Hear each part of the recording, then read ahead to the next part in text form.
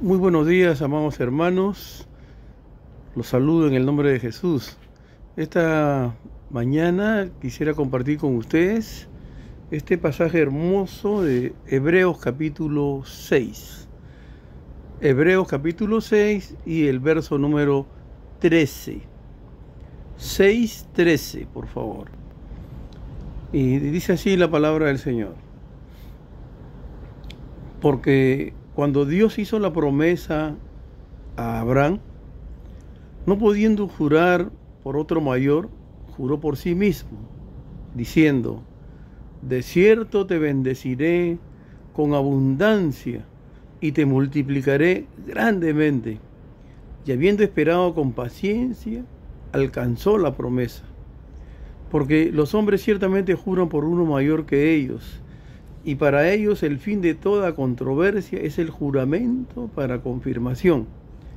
Por lo cual, queriendo Dios mostrar más abundantemente a los herederos de la promesa la inmutabilidad de su consejo, interpuso juramento, para que por dos cosas inmutables, en las cuales es imposible que Dios mienta, tengamos un fortísimo consuelo los que hemos acudido para asirnos de la esperanza puesta delante de nosotros, la cual tenemos como segura y firme ancla del alma, y que penetra hasta dentro del velo, donde Jesús entró por nosotros como precursor, hecho sumo sacerdote para siempre, según el orden de Melquisedec. Vamos a orar. Señor amado, gracias por tu palabra. Ayúdanos, oh Dios, con tu Espíritu Santo a discernir este pasaje hermoso, y que, Señor, cada una de estas cosas puedan servirnos, Señor, como herramientas para que nuestra vida sea firme en ti. Gracias, amado Padre. Nos ponemos en tus manos agradecidos, en el nombre poderoso de nuestro Señor y Salvador Jesucristo. Amén. Qué hermoso pasaje, de verdad, ¿no? Cuando estudiamos este pasaje, podemos ver varios elementos importantes, muy importantes, ¿no? Y dice el texto, ¿no? En el verso 18, y ahí hay una pregunta. Dice: para que por dos cosas inmutables en las cuales es imposible que Dios mienta. Inmutable significa que no cambia. Esto no lo cambia por nada, ¿no? Es así y así es.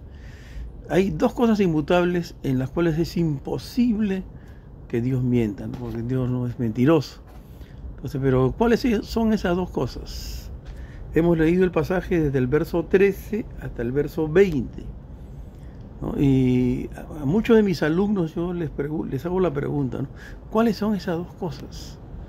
Y a veces, conversando con pastores inclusive, no se dan cuenta de cuáles son esas dos cosas, ¿no? Porque este pasaje se debe leer despacio, muy despacio, para que tú puedas descubrir cuáles son esas dos cosas a las cuales se está refiriendo la palabra de Dios acá, ¿no? Entonces vamos a descubrir esas dos cosas. ¿Qué les parece? Entonces, empezando por el verso 13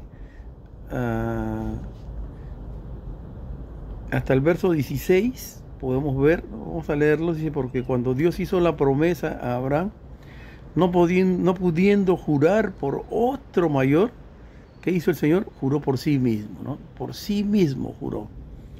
Y dice: de cierto te bendeciré con abundancia y te multiplicaré grandemente. Esa era la promesa, ¿no? Y habiendo esperado con paciencia, alcanzó esa promesa.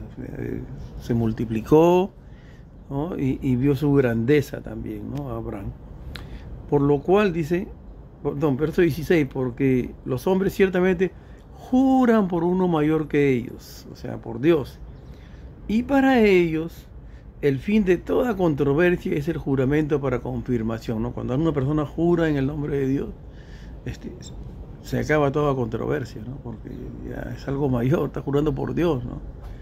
Entonces, Dios también utiliza ese ejemplo para decirnos a nosotros, por lo cual, queriendo Dios mostrar más abundantemente a los herederos de la promesa, Él le quería mostrar algo, ¿no?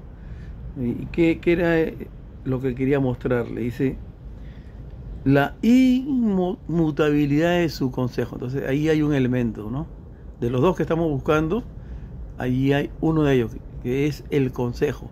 La inmutabilidad de su consejo. ¿Qué hizo Dios para mostrar la inmutabilidad de su consejo? Interpuso juramento. Y ahí está el segundo elemento, ¿no? El consejo de Dios y el juramento. Estas dos cosas, ¿no? Y dice el verso 18 ya, que era nuestro texto, para que por dos cosas inmutables, el consejo y el juramento, tengamos un fortísimo consuelo, ¿no? En nuestro corazón.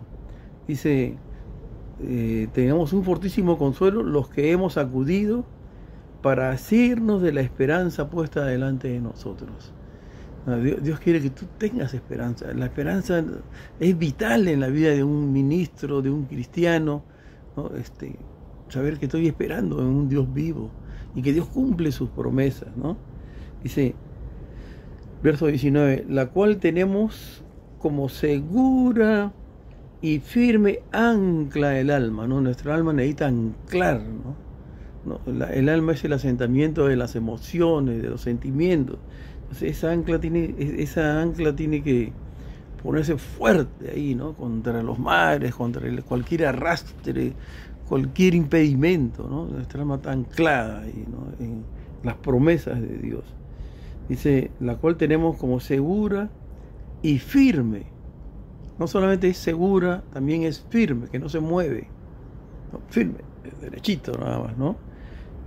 Y firme ancla del alma y que penetra hasta dentro del velo, ¿no? Donde el sumo sacerdote nomás podía entrar una vez al año, ¿no? Entraba con una soga, ¿no? Porque si había pecado en él, Dios lo fulminaba, lo mataba, ¿no? Entonces lo tenían que sacar con soga, nadie podía entrar ahí, tenía que sacarlo con la soga, ¿no? Era una de las cosas que Dios hacía. Entonces, dice el verso 20,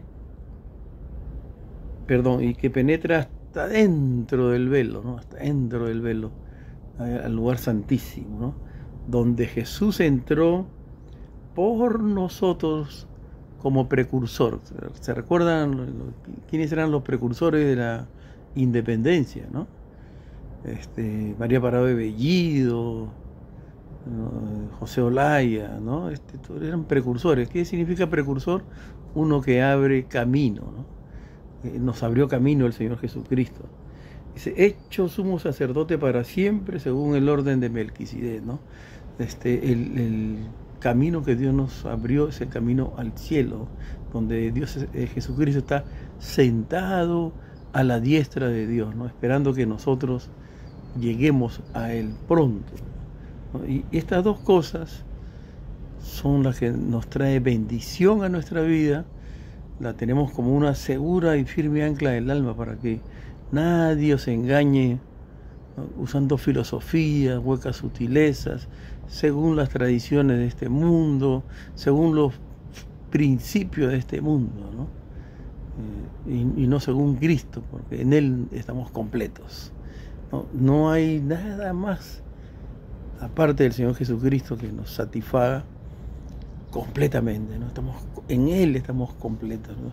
Y Colosenses 2.8 dice eso, ¿no? 2.9, y nuestra vida está escondida con Cristo en Dios. Tremendo es el Señor, de verdad, ¿no? Ha puesto este pasaje aquí para que nosotros nos fortalezcamos, estemos firmes, ¿no? En los pensamientos. Acá a veces hay una pelea y el diablo la quiere ganar, ¿no? Por eso afirma tus pensamientos y no te dejes llevar por lo que otros digan, sino por lo que dice la hermosa palabra de Dios. y que eso sirva como un ancla para ti, para que no estés de aquí para allá, llevado por todo viento de doctrina, ¿no? Como un niño, ¿no? Tienes que madurar y no dejarte llevar, ¿no? Por ni un pecado, por ni una idolatría, por ni un vicio. Deja que el Señor te muestre estas dos cosas. Todo el consejo de Dios está acá, el 99.9, ¿no? Y está con juramento de parte de Dios que se va a cumplir. Dios cumple sus promesas, cumple su palabra. Que Dios te engrandezca y te multiplique grandemente. Vamos a orar. Dios amado, gracias por este hermoso pasaje. Gracias, Dios, porque nosotros podemos jurar por ti, pero qué hermoso es verte a ti jurando, Señor, que tú nos vas a bendecir y que forma parte de estas dos cosas inmutables que lo hiciste por nosotros, Señor. Gracias por todos los hermanos que están escuchando. Bendícelos grandemente, Señor, y que tu nombre pueda ser exaltado, engrandecido, bendecido, Señor, no solamente en nosotros, sino en todos los que nos escuchan. Gracias, Padre, en Cristo Jesús. Amén. Muchísimas gracias, amados hermanos. El Señor los bendiga ricamente.